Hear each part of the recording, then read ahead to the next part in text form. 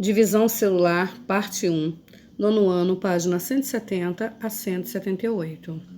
Diferentemente das células procariontes, as células eucariontes, como as humanas, apresentam um núcleo delimitado pela membrana celular, ou carioteca. É nessa região da célula que se localiza o material genético dos indivíduos. Nele são encontrados os cromossomos, onde estão registradas todas as informações que comandam o funcionamento da célula, podendo-se associar ao núcleo a função de coordenar e comandar todas as funções celulares. Sendo que durante os processos de divisão celular acontecem alterações, mesmo que momentâneas, na composição e conformação desse componente celular. Os cromossomos são as estruturas responsáveis por carregar as informações hereditárias.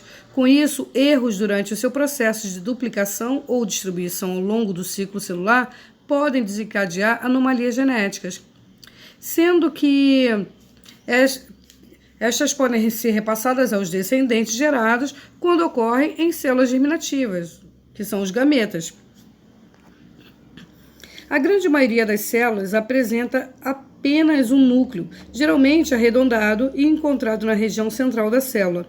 Entretanto, existem exceções e, de acordo com a quantidade de cromossomos que possuem, as células são classificadas em anucleadas. Elas não apresentam núcleo, como exemplo, glóbulos vermelhos, ou mononucleadas, quando apresenta apenas um núcleo, que é o exemplo de células epiteliais, que são encontradas na pele. As binucleadas, elas apresentam dois núcleos, são exemplos das células hepáticas, células do fígado.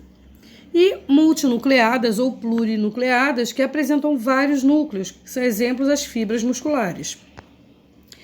Os cromossomos são filamentos formados de DNA e proteínas, sendo os responsáveis pela transmissão dos caracteres hereditários. O número de cromossomos é variável entre as espécies. Na espécie humana, por exemplo, são 46 cromossomos nas células somáticas. As células somáticas são as células que formam o corpo, e 23 nos gametas, que são as células sexuais.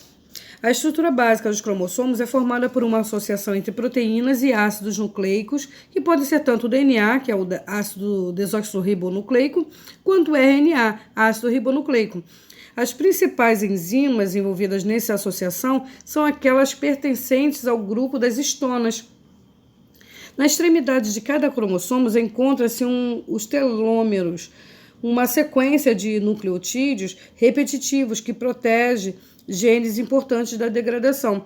Entretanto, a cada multiplicação celular, observa-se um encurtamento dos telômeros, que ocorre na falha na replicação desses finais, sendo este um processo natural que leva ao envelhecimento e à morte celular. Todo cromossomo ele possui um estrangulamento através do qual é puxado pelas fibras do fuso até os polos da célula durante o processo de divisão celular. Esse estrangulamento recebe o nome de centrômero. É nos cromossomos que se localizam os genes, os responsáveis por determinar as características de cada indivíduo. Cada cromossomo possui vários genes dispostos no filamento cromossômico.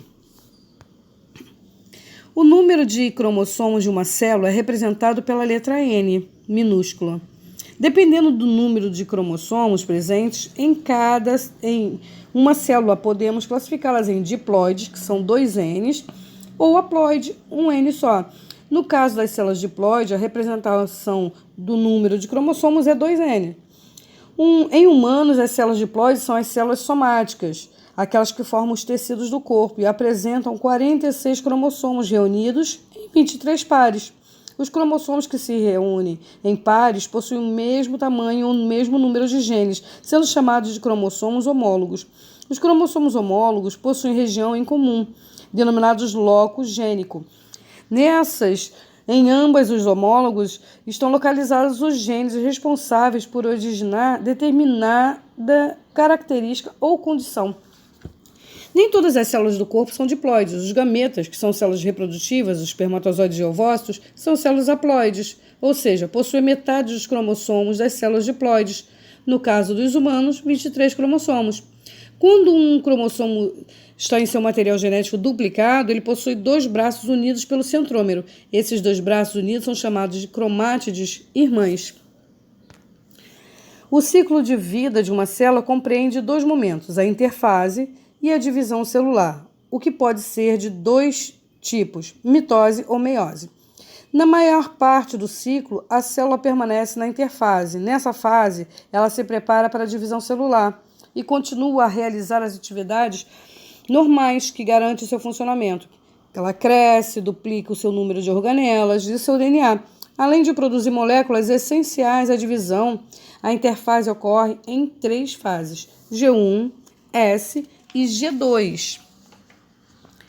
Na fase G1, significa intervalo, ocorre desde o início do desenvolvimento da célula e precede a duplicação do material genético. É o momento em que a célula cresce, aumenta seu volume, a quantidade de organelas e produz componentes importantes para o seu metabolismo. Na fase S, que é a fase da síntese ou duplicação do material genético, o DNA, com a duplicação da molécula de DNA, passa a ser formada por 2 cromátides irmãs idênticas, unidas pelo centrômero.